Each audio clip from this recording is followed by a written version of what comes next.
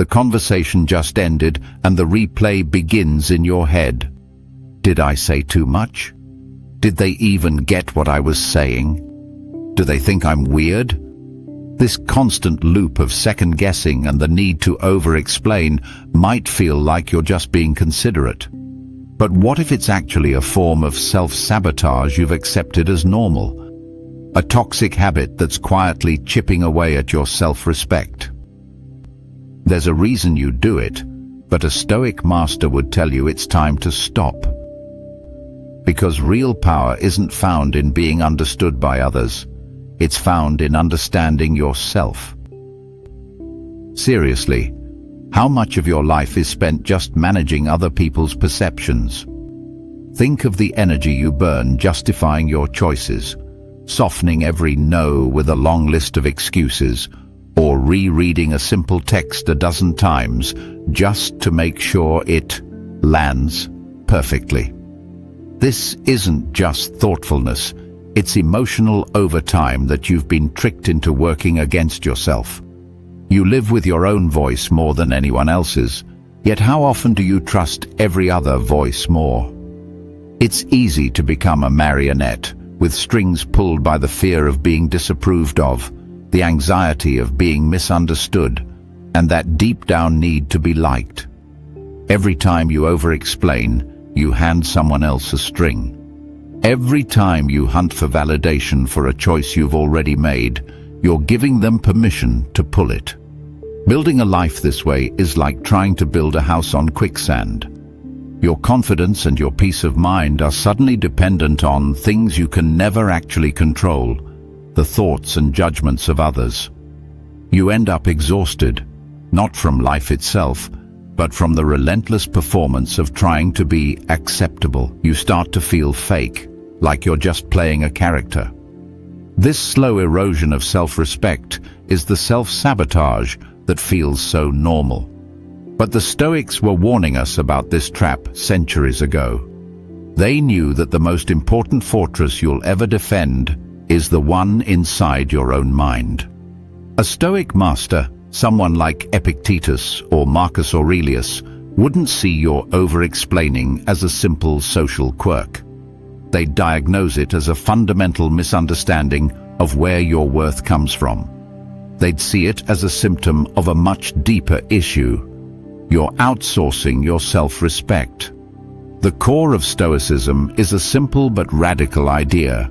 Know the difference between what you can control and what you can't. You can't control if someone likes you. You can't control if they agree with your career path. You can't control their interpretation of your intentions. All of that is external. What you can control are your own thoughts, your own judgments, and your own actions. When you're constantly explaining and seeking approval, you're desperately trying to manage things you have no power over. You're placing your peace of mind in someone else's hands. The Stoics would argue this is not only a recipe for anxiety, but an act of self-disrespect. It implies that your own judgment isn't good enough and that your choices aren't valid until someone else co-signs them. Epictetus, who was born a slave and became one of history's most influential thinkers, taught that freedom isn't about your physical condition. It's a condition of the mind. You become free when you stop being a slave to external things, and the approval of others is one of the most powerful masters there is.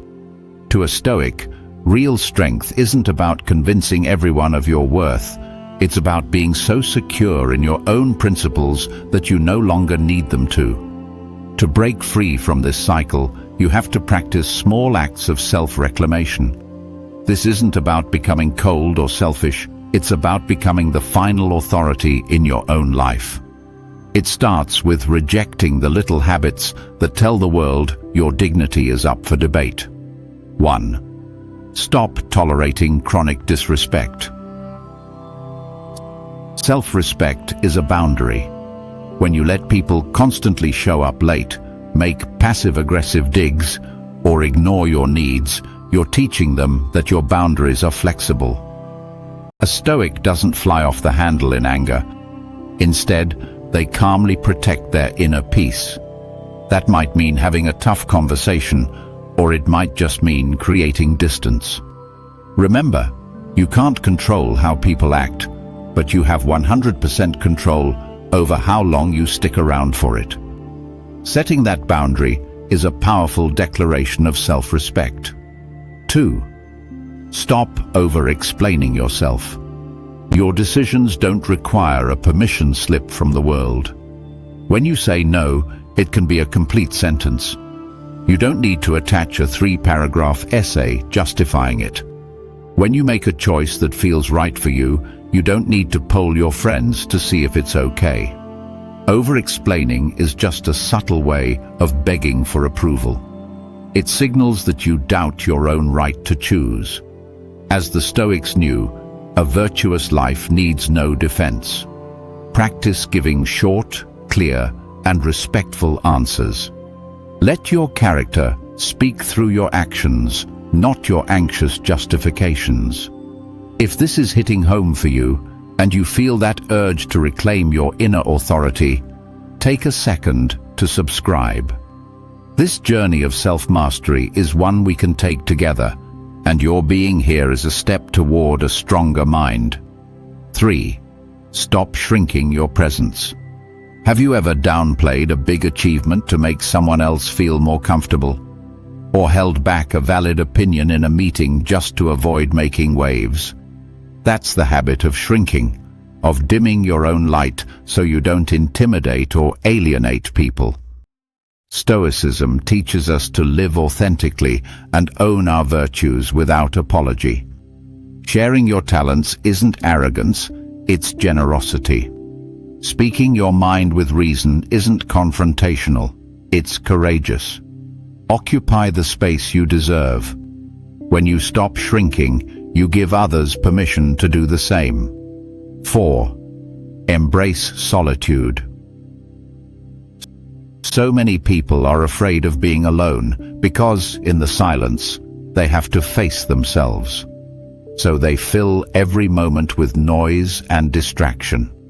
The Stoics, however, saw solitude as essential training. It's in solitude that you get to know yourself and cultivate real inner peace.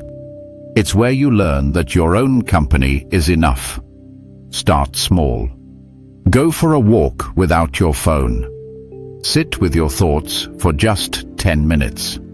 Learning to be at peace in your own presence is a radical act of self-respect. It proves your worth doesn't vanish when the audience leaves. 5. Silence the inner critic with reason. We often talk to ourselves with a harshness we would never tolerate from a stranger. We put our flaws under a microscope and hit replay on our mistakes. This inner critic is a toxic habit that destroys your self-worth from the inside out. A Stoic doesn't fight back with more self-criticism. They use rational thought. Instead of, "I'm so stupid," the question becomes, "What can I learn from this?" A mistake is an event. It's not your identity. Your worth isn't measured by your imperfections, but by your commitment to learn and grow. 6. Uphold your standards. Settling for less than you deserve in your relationships, your career, or your personal goals is a quiet form of self-betrayal. It's accepting crumbs of affection from a partner, staying in a job that drains your soul, or giving up on a dream because it seems too hard. Stoicism demands that we live by our principles, not by convenience. Upholding high standards for yourself and for how others treat you is the ultimate sign of self-respect. It sends a message to the world, and more importantly, to yourself, that you are worthy of your own ambitions. 7. Reclaim your emotional governance. When you let a toxic comment or a negative event dictate your mood, you're handing over your power. When someone is rude, the knee-jerk reaction is to get angry. When someone criticizes you, The reflex is to get defensive. But a Stoic knows that between an event and your response to it, there is a space, a pause. In that pause lies your power to choose. Choosing calm over chaos, reason over reaction. That is true self-control. It means you guard your inner peace like it's your most valuable asset. You refuse to mirror the world's toxicity, and in doing so, you become unshakable. This journey out of self-sabotage isn't some single dramatic event. It's a quiet, daily practice. It's the decision, made over and over again, to stop explaining and start living. To stop chasing approval and start embodying your own authority. The Stoics taught that the world will always be chaotic and people will always have opinions. Your freedom is found not in controlling any of that, but in mastering yourself. The respect you've been so desperately seeking from others has been waiting inside you all along. It's born the moment you decide your own approval is the only one that truly matters. You don't have to chase power, you just have to stop giving yours away. If this message resonated, let me know by liking this video and subscribing for more Stoic wisdom. And for your own act of commitment, comment below with the words, "I no longer explain, I evolve." Until next time, stay grounded.